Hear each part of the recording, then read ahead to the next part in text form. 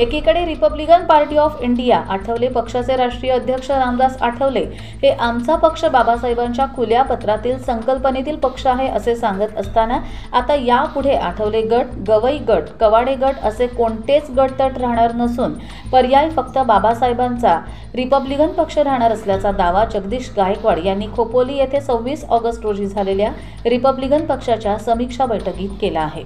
तसेच हा पक्ष बाबासाहेबांच्या लिखित घटनेवर आधारित रिपब्लिकन पक्ष असून आम्ही सर्वजण बाबासाहेबांचे पणतू डॉक्टर राजरत्न आंबेडकर यांच्या नेतृत्वाखाली यापुढे काम करणार असल्याचे प्रतिपादन त्यांनी या बैठकीत केले आहे। यावेळी त्यांनी महिला अत्याचाराच्या घटनांविरोधात राज्य शासनावर सडकून टीका केली। महिला भगिनींनो, तुमच्यावर जर कोणी अत्याचार करण्याचा प्रयत्न केला तर त्याची मर्डर करा, तुम्हाला जामीन देऊन गुन्ह्यातून सोडविण्याची जबाबदारी माझी असेल असे धक्कादायक विधान जगदीश गायकवाड यांनी यावेळी केले। तसेच महिलांना 1500 रुपये नको तर त्यांना दरमहा 15,000 रुपये देऊन त्यांना रोजगाराचे साधन द्या असेही ते या समीक्षा बैठकीत म्हटले। यावेळी विविध संघटना व राजकीय पक्षाच्या असंख्य कार्यकर्त्यांनी रिपब्लिकन पार्टी ऑफ इंडिया 1956 या पक्षात प्रवेश केला। यावेळी कार्यकर्ते व पदाधिकारी मोठ्या संख्येने यावेळी उपस्थित होते। Bureau report, Karjat live.